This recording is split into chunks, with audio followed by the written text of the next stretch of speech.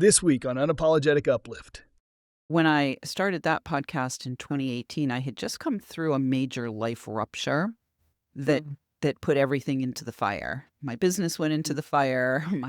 My house went into the fire. Like everything went into the fire.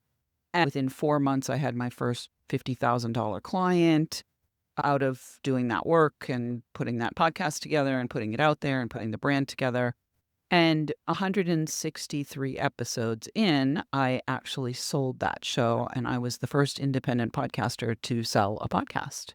When I first started receiving the actual experience, I was in a yoga class in the park in final Shavasana next to a tree, a great big oak tree, and all of a sudden my third eye popped open and I could see golden white orbs of light and this golden staircase and these angelic beings going up and down in my inner vision. If you're newly awakening, you don't have to quit your job, divorce your husband, sell your house and run away to Bali in 5 minutes, Go play with manifesting a parking space. I was on my massage therapist table and she was doing my right calf. And I was lying there and I thought to myself, who am I? And, what am I actually here for? I was confused myself by this whole idea of being a crystal healer. Right. And what I heard all of a sudden on the table was, you are a wildfire. And as a result of that, within 3 days, I got bubbling up this time. This time it came up. So first it was a download. Second time it came up and I heard, you're emerald now. And I was like, what? I just had this major life rupture, like a near-death experience, just really, police involved, the whole 9 yards. It was a crazy situation. And now all of a sudden my name is changing again.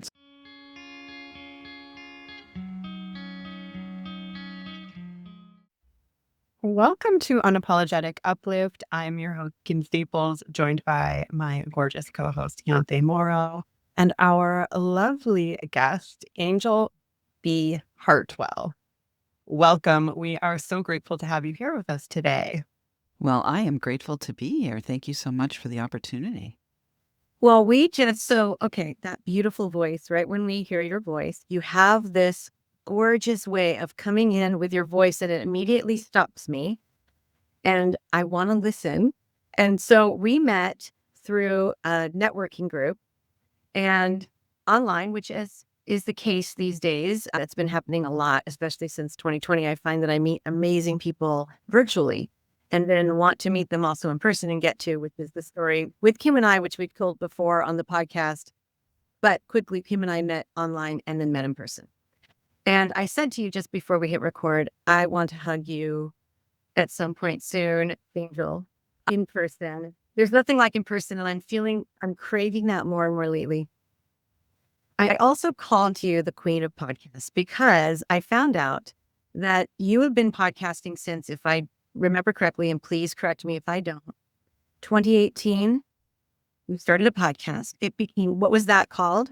So that was my first podcast. I had actually, Yante, I had been in the personal and professional development field for 10 years before I started that podcast. And before that, I was in the real estate field for 20 years. So when I started that podcast in 2018, I had just come through a major life rupture that put everything into the fire. My business went into the fire. My house went into the fire, like everything went into the fire. And coming out of that fire, I had spent the first 10 years in the personal and professional development space helping women feel great, speaking and powerful, asking for money. But coming out of that fire, I got guided to start serving men. And so as a result of that, I was in this, the ashes. I was in the ashes. And I reached out to some people that I hadn't talked to in a long time. And one of the gals that I reached out to happened to have just been picked up by Apple to do a little TV thing on Apple TV. And it was called Fix My Brand. And I said, well, my brand has been burned to the ground. And she was like, would you like to be part of this? So I was like, great. Yeah, I'll be part of that. And out of that emerged Men on Purpose, which was a new brand. And from that, one of the things she was suggesting was for me to do a TV show. And I said, no, the men that I'm being shown in my vision that want to hear this or work with me or do anything moving forward are actually executive men, and they're not on YouTube. I mean, this was back in 2018. I was like, these are executive men. They're not on YouTube. But I got the, knowing that they were listening to podcasts. So that's how I started my first show, Men on Purpose. And that show within the first 2 months was in the top 200. Within 4 months, I had my first $50,000 client out of doing that work and putting that podcast together and putting it out there and putting the brand together. And 163 episodes in, I actually sold that show, and I was the first independent podcaster to sell a podcast. So I sold that show and that brand. Wow. So you said the words got guided too. And I would love to know what that means for our listeners. What does it mean when you get guided to something? Well, that's a great question. So that's going to take us back to 2002, 2001, when I had my initial spiritual awakening. And I've since discovered that we have more than one. Yeah. I had my initial spiritual awakening back in 2001. And back then, I was in the real estate business. I was building 51 single-family houses, 56 apartments, and an office building with 2 partners, award-winning project. I was the national chairperson of my trade association. We represented 1 in 8 homeowners in the country at that time. And I had just been through some significant, 5 years of nonstop trauma and drama and, just bad experiences. Using the word bad lightly because all experiences are for us in some way or another, but they didn't seem that way at the time. And so I ended up having this spiritual awakening. It's a long story, but as a result of that spiritual awakening, I was able to see and hear angelic beings and source, and I call it source. Some people call it God, goddess, light, darkness, dark sea of awareness, universal oneness, cosmic consciousness, whatever you'd like to call it. I call it source. And I started to really receive guidance and awareness and vision.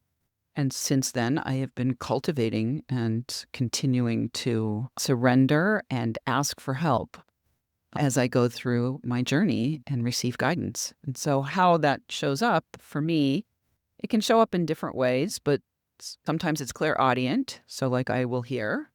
Sometimes it's clairvoyant. I will get vision. Sometimes it's clairsentient. I will get a feeling. Primarily, though, for me, it's claircognizance, which is like a whole knowing. It just comes in as a whole knowing. And this is, I just know what I know, and I don't know how I know it. I just know it. Yeah. Hope that answers the question. Oh, it does very much. And it feels very familiar. And I love hearing the way that you describe it because Kim and I both talked about these experiences and we call it different things. Listening to our intuition, not questioning when we know something because our brain will often trick us and tell us, oh, that's silly or that's woo-woo or that's, and that judgment comes in. And we try really, especially on Unapologetic Uplift, to unapologetically just listen to that knowing that I believe we all have access to. Kim, do you want to share anything? I also believe that all people have access to this, but will often be out of touch with their bodies or unable to really receive the message, the guidance, the knowing. So yeah, I guess that makes for a great question. How would you suggest that somebody that is trying to be able to receive practice being able to do so? Well, I'll tell you what I did. When I first started receiving the actual experience, I was in a yoga class in the park in final Shavasana next to a tree, a great big oak tree, and all of a sudden my third eye popped open and I could see golden white orbs of light and this golden staircase and these angelic beings going up and down in my inner vision. That was what I was seeing. And when I sat up and opened my physical eyes, everyone in the park was a golden white orb of light. Now, if I had not already established myself for it was only a few months, it was like 4 or 5 months in the yoga community, I probably would have taken myself to a psychiatrist and gotten myself well prescribed. But because I had that community, I was able to understand and had people around me who could help me to affirm and explain what was going on. And so the first thing I would say is make sure that you have some kind of loose community, whether it's you're a part of the community of listeners here to this podcast. That's a community because it's people of like mind gathering together, talking about things like this and many other things, I'm sure. So having a community so that you know that you're not alone and you're not isolated and you're not out of your freaking mind, right?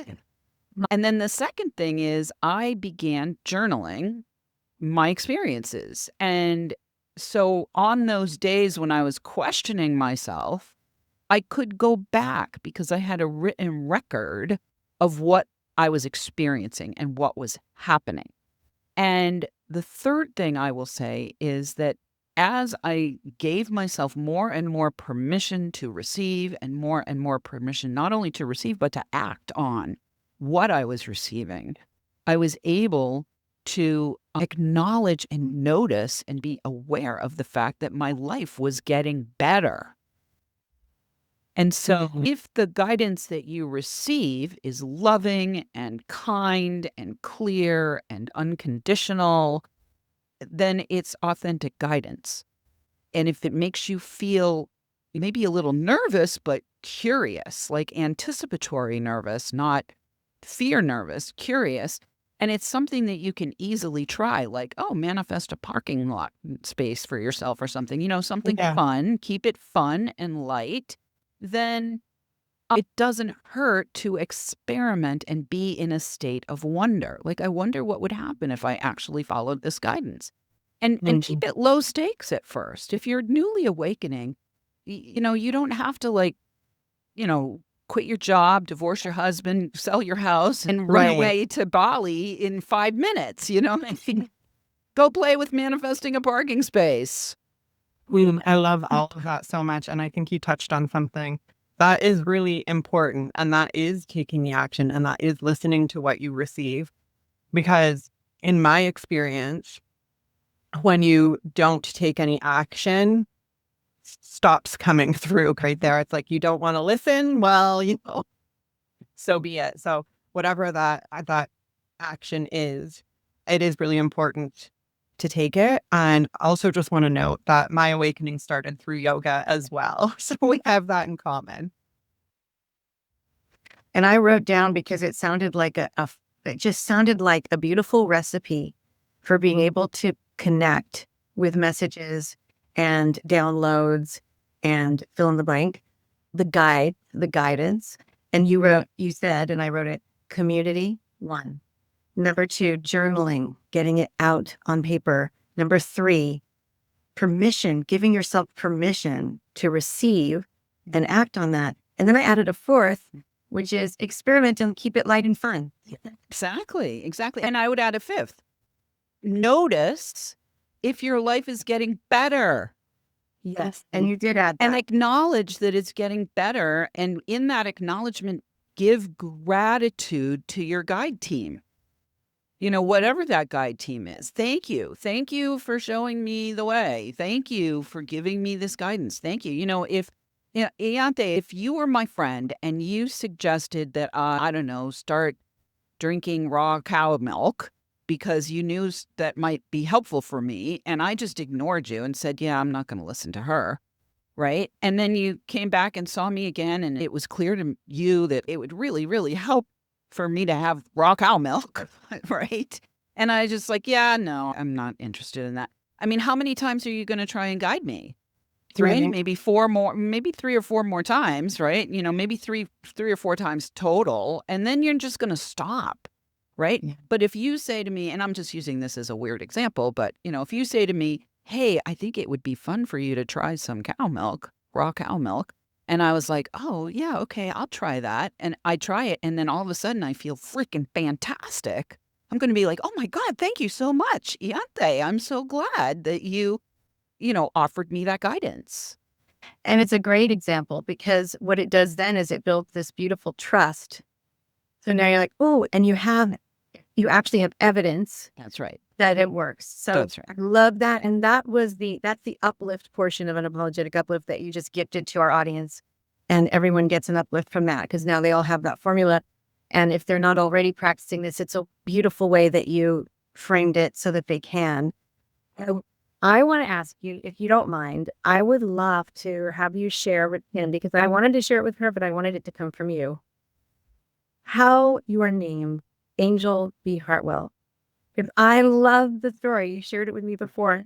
I would just love if you feel it's like your spirit out here. Sure. I mean, I've shared it everywhere because I'm also very transparent because that's Yeah. part of my guidance is just say the things and be present and let it come through. And I would call myself a channel for sure. And so whenever I speak on anything like this or in my own podcasts, my intention is always that, you mentioned my voice at the beginning. My intention is always that whatever comes out of my mouth is going to activate and provide healing and illumination for whoever is hearing it. Right. And the words actually don't even matter. It's the signal. It's the vibration that's coming through the sound of my voice. So now I've lost the question. Well, My name. Okay.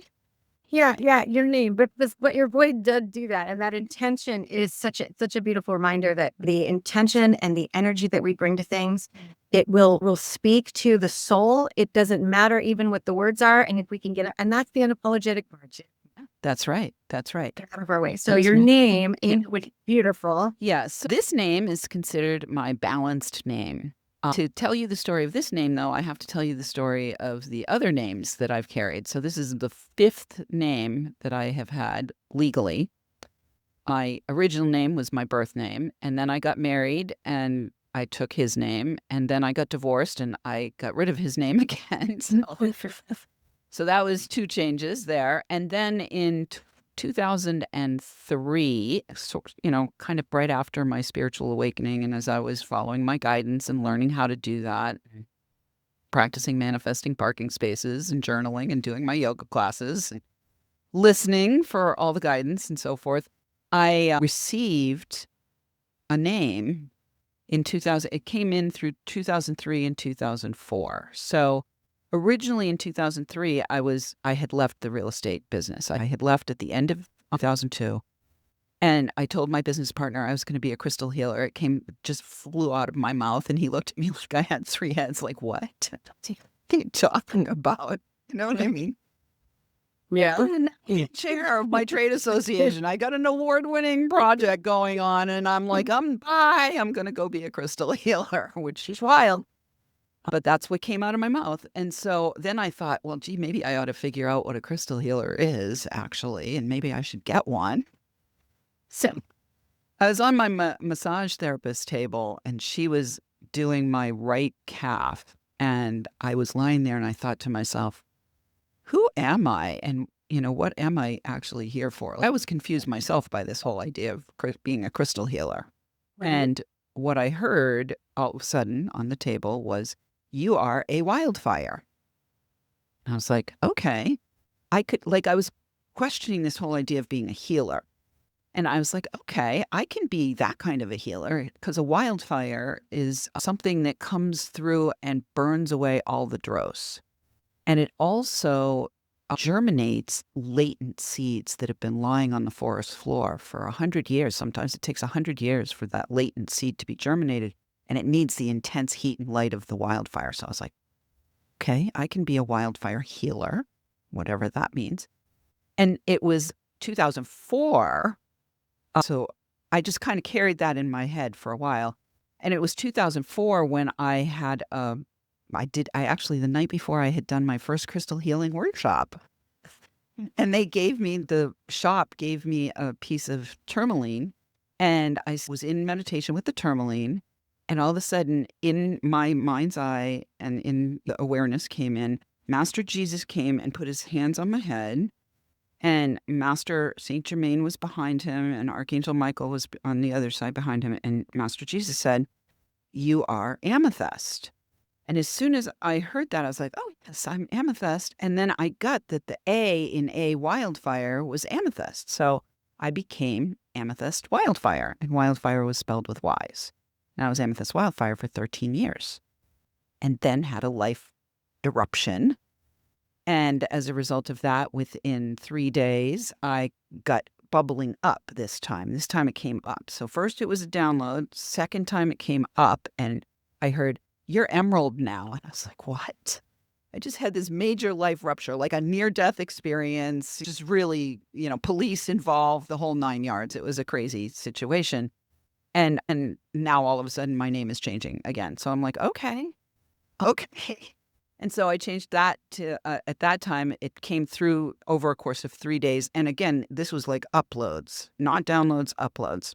And my name was changed to Emerald Peaceful Green Forest.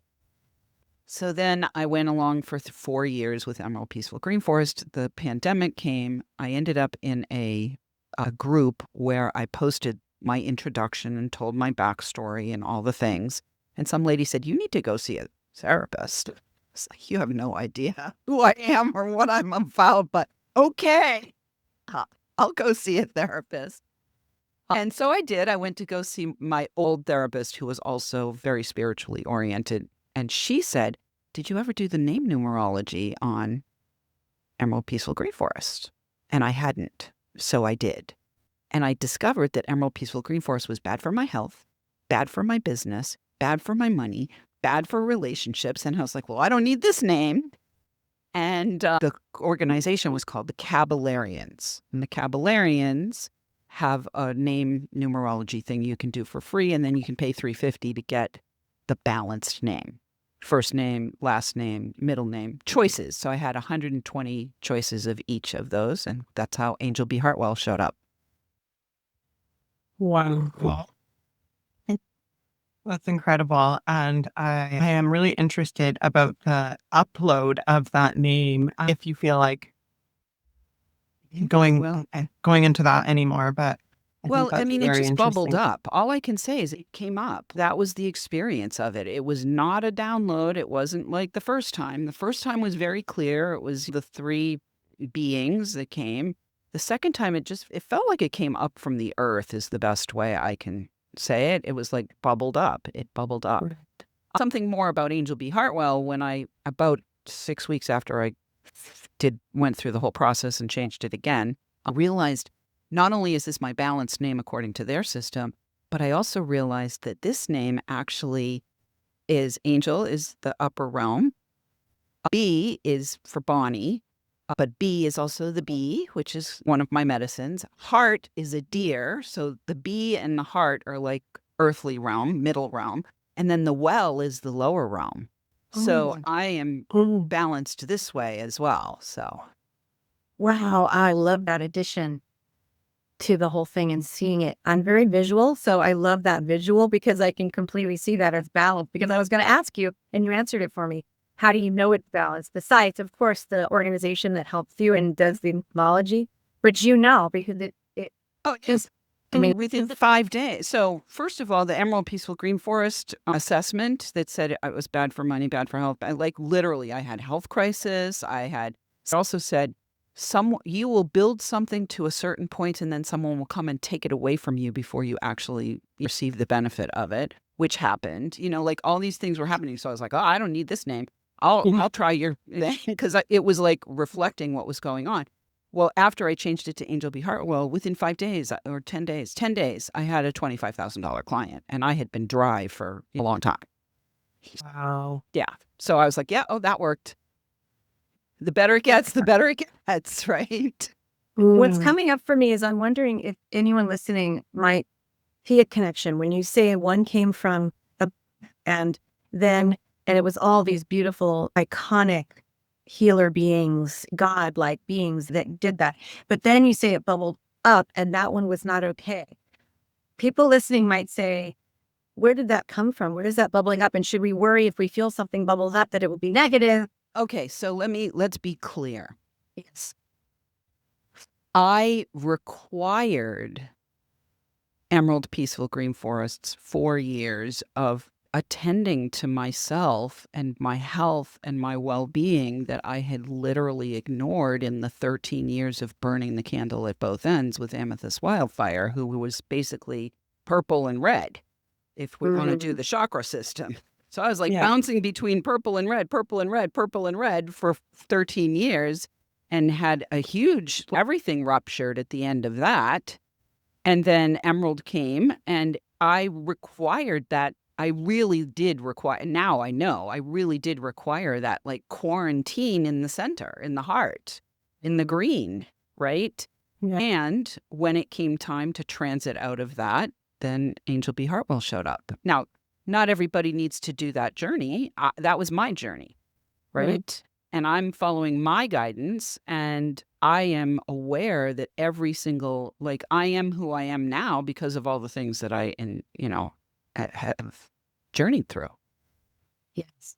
And I think it's a beautiful thing that I take away too, is the permission you gave in telling your story and us getting to hear it and see it and visualize it.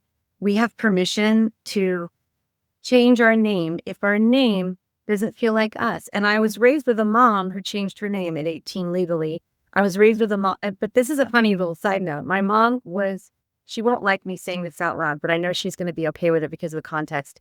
I know she'll be okay. Sorry, Mom, if you're not. So she was born Patsy Lee McKnight, and she was a child. She looked up the name Patsy was actually also a word that meant an adjective that meant somebody that you don't want, or Patsy. Yeah, I know what that is. Yeah. And that's so negative. She thought, no, I can't be that. I'm not that. I'm not claiming that. No, I am Antonia Rojas.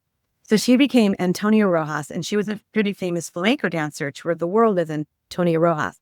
Later in life, when I was a teenager and I discovered numerology, I wanted to do my mom's name.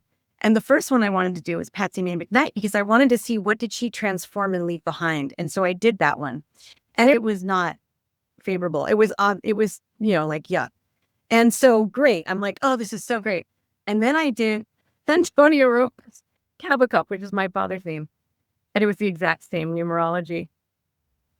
And I said, Mom, I'm so sorry. So she, like, what? She said, oh, I changed my name so intensely and so purposefully, and it's the same. So I see that, I don't know what you think of this or what your takeaway, but I found it to be like, wow, some things, I guess, I don't know what to say about it, except that she still had work to do, I guess, in that realm. And she has now, and she's at a very different place now at 83 and always learning still and humble still about it. But wow, that was wild.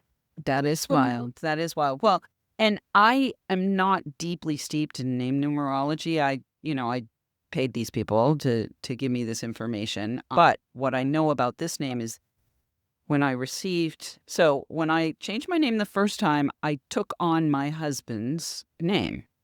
When I changed back, I took back my own given name. Then when I changed to Amethyst Wildfire, that came from above. And when I changed to Emerald Peaceful Green Forest, that came from below. When I changed to Anjel B. Hartwell, I had 120 choices of each name, like first, middle, and last. So I had, 360 choices, right? I chose this. I named myself this. I selected from the optimal this name. And in fact, when I first got the report, I circled all the first names that I liked, and there was like 8 of them. And it was Angel with a J or Angel with 2 L's. And then I looked at the last names, and Hartwell was the only name out of all 120. And I was like, oh, well, as soon as I saw Hartwell, I was like, oh, it's definitely Angel.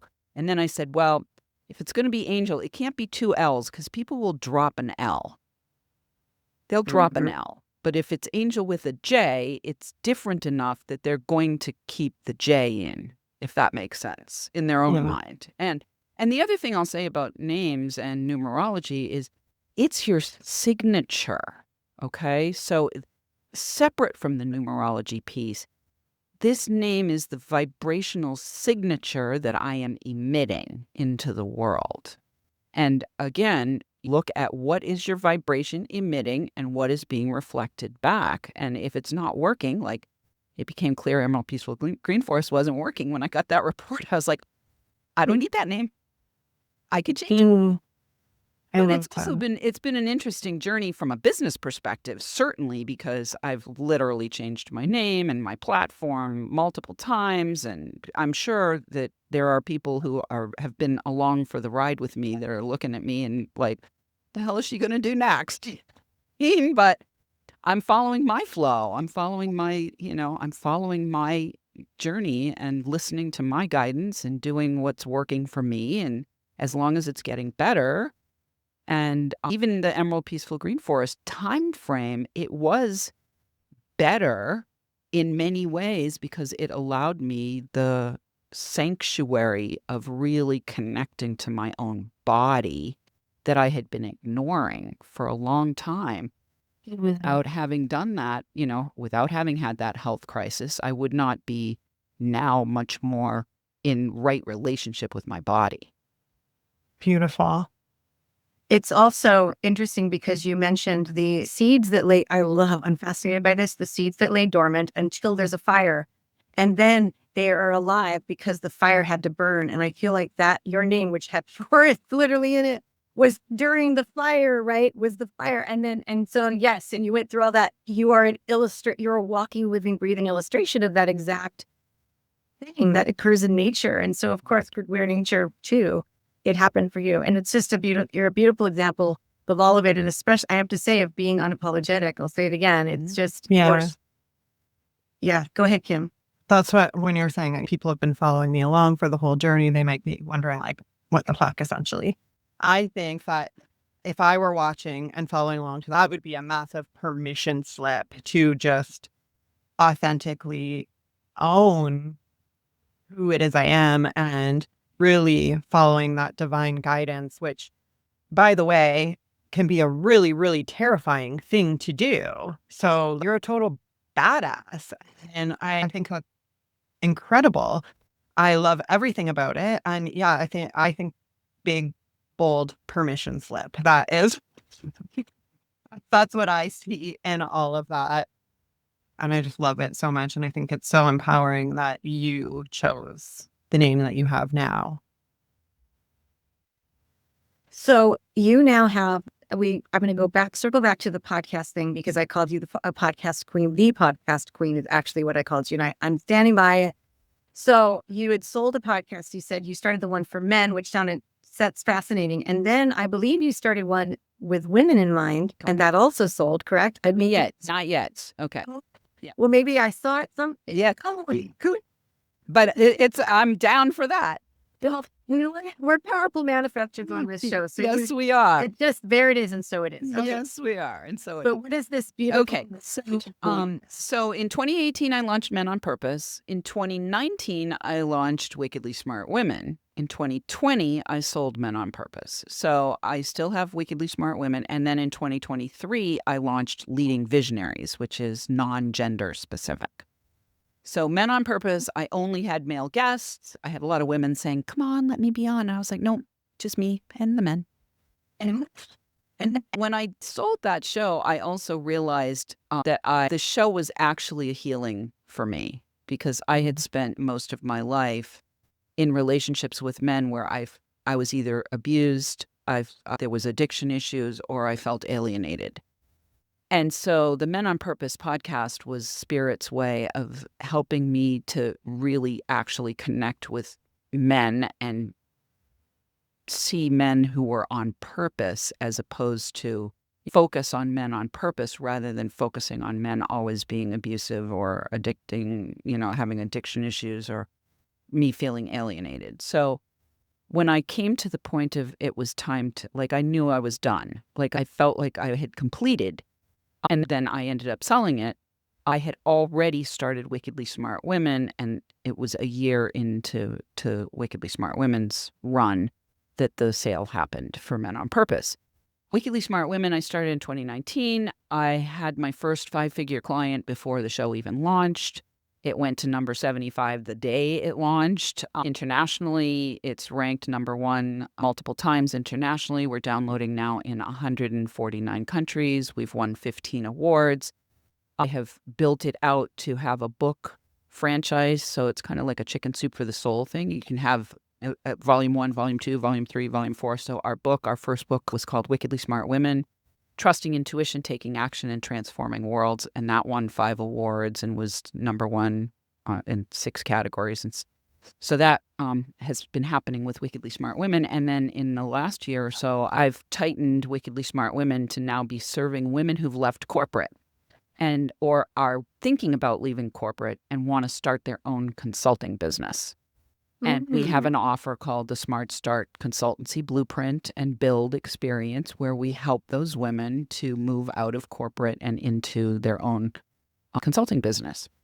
And so that whole brand I've been preparing to be ready to sell. And I'm open I'm not, it's like now I'm publicly talking about it, but it's not like I'm actively out there with a big for sale sign on it. I'm open to the right fit person at the right time, or people who have the right attitude and philosophy and who are builders and growers. I'm a starter. I'm a real starter. And that's not to say I can't build and grow, but my preference is to start. Let me start something, right? And so I'm also totally open to having investors come in and take over and me keep a small equity share. They can have the whole thing, or I'll keep an equity share and stay on as, do some consulting for equity in the deal. I'm open right now, and I'm ready because I've spent the last 6 months really preparing the brand and tightening it up and taking my face off of it, and doing all the back end SOPs and all of the technical details to make it even more valuable to whoever's going to buy it. And then Leading Visionaries is non-gender specific, and that's my baby, and that's started in 2023. So we're celebrating our 3rd anniversary next month, and it was in June, and we've won 8 awards for that show and ranked number 1 internationally twice. And in April, 24 new countries came on. So now we're at 101 countries with that show. I was like, what happened in April? 24 new countries all at once. I was like, great. And everything has been organic. I have never, I am not somebody who's interested in getting shit tons of downloads that are just bots or click farms. I have no interest in that. Zero interest in that. It's all real. Which we know, we feel that from you completely. And that's also why you're the queen of podcasts, because I'm overusing the word authenticity, but it's your authenticity. It's there, and you're there for the right reasons, and you're there and I love how you shift as you see fit. Like, you notice and recognize what I just want to point out. You have this beautiful way of stepping in to something that you're curious about and allowing it to just come into you and just be that, and then shift when you need to. And I think that I always say that one of the highest forms of intelligence, in my opinion, is flexibility. And flexibility exactly in the way that you have been illustrating and showing that for your stories of receiving, and then choosing to switch. I mean, your name, yes, but also the direction that you're going in, leaving corporate. And then your generosity in how you can then put those ideas in such a way that it helps others who might be on the same path and might not be there as quickly as you, or might not have had that same knowledge, and now you're sharing it. So all of that, I'm just reiterating to say, I love that so much. And what else did I write down? Oh yeah. So I write I always do this, and I don't even really look at what I write, but my hand likes to move while I'm in the energy of people and that we're interviewing and being with. And so I wanted to say, I'm the definer of terms on our podcast, and you said SOPs. And so I wanted to quickly say standard operating procedures, because there might be people listening that haven't come from corporate or marketing backgrounds and won't know that term. So I never want to leave people wondering what a term was. So that's SOPs. Kim, is there anything that you want to? Yeah, I think if there were somebody thinking that they might feel done with something and ready to move on to something new, what would you suggest in terms of how somebody might know that they're actually done with it? Yeah, that's a great question.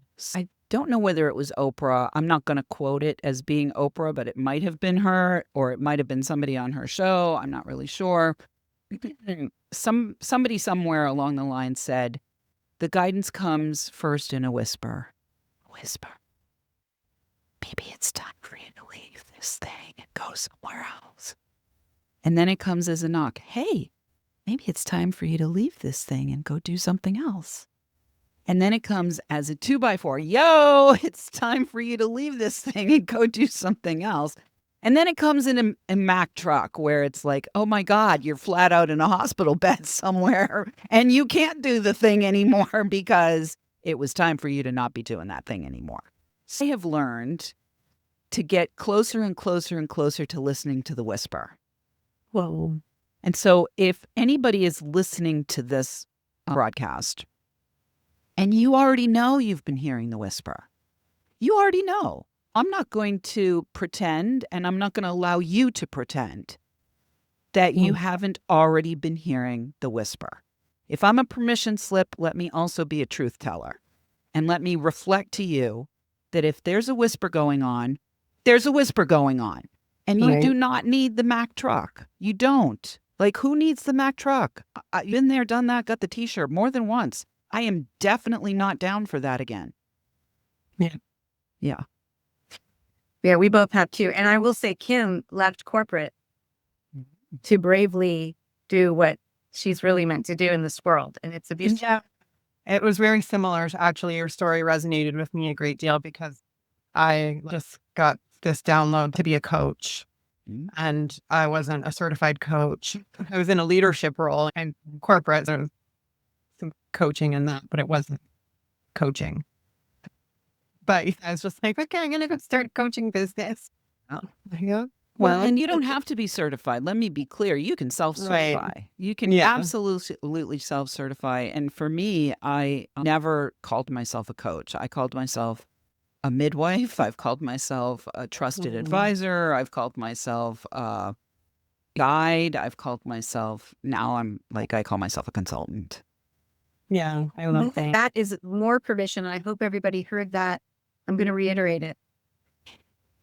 You don't have to be certified. If you have something that you know and you've downloaded and it can help people, those people will be helped by you, whether you have a paper on the wall or a certification or you don't need it. If you do, if you're someone that does, and see, here's the thing I've learned about Kim, I'm going to speak about you, Kim, is that Kim loves learning. And when she's in that mode, she ends up getting certified and all sorts of things. She's got a lot of certifications because this woman loves to learn and grab all this learning. So that's beautiful. But I know that, Kim, you also know that you don't need any of it either because you are innately full of incredible wisdom that only you have that you can impart to people because of your own experiences of life and how you move in the world. So that's, yes, I love that you said that, Angel, because we grow up. I think there's a lot of, I don't know, I've heard the term imposter syndrome is one of them that you have. It's so easy to have imposter syndrome if we don't have something behind us that's saying that we are certified to do this thing. And actually, who creates, you just think of it this way. Who created the certification? Right. Exactly. And I don't think Created the by a certification gets rid of the imposter syndrome. It doesn't. It's like, well, now I need this and now I need this. And you see a lot of people get stuck in that loophole of like, well, I'm not ready yet. I need this and I need this and I need this and I need this. And there's been times where I have totally been in that rabbit hole myself. And there are things that I am constantly educating myself through different courses and stuff like that because I do have a thirst for knowledge. And if I see somebody is really great at something and can teach me something, I'm there. But there are a lot of things that I have taken and I don't complete because I have gotten what I need from it. Exactly. We're tracking, Ken. We're definitely tracking. I was on the psychic hotline with you there. I was like, yeah, you don't have to stay. I joined a thing several years ago and within 60 days, I got the $10,000 worth of value out of it. And then I tortured myself and continued to consume at the buffet table for months afterwards, and it nearly killed me. So, and it was unnecessary.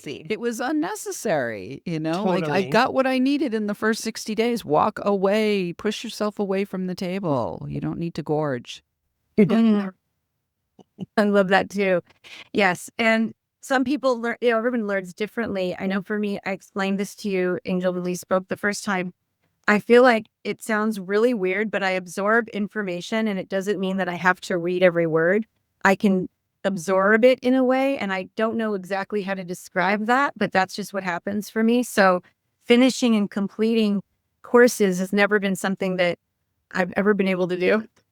And you know what else? I've never been in corporate. I've never been able to do that either. And I really do have respect for people that go through that, because it's a whole other muscle that I'd never exercised, that I don't understand. And I find it amazing. So, Anthony, I'm hearing that you have intellectual osmosis. That's the words they just gave me. Intellectual osmosis. I received that. I'm getting little chills on my arms. That is so cool. And I've never heard that term. Did you just create that term? No, it just came in. Oh, so maybe your guide team or my guide team or the guide team for the podcast. I don't know. Yeah, oh my God. it's so fitting. Yeah. That's getting added to my bio. There you go. Well, the way we always like to end our conversations, and first of all, always end wanting more. I want to talk to you so much more, Angel, and just be in your presence and the beautiful resonance of your voice. So looking forward to that. And I'll ask the question, what is one thing you can choose that you will never apologize for? Ooh. Interesting. I'm being told to say this. And I'm not being apologetic, but there is it's edgy. My sexuality, like my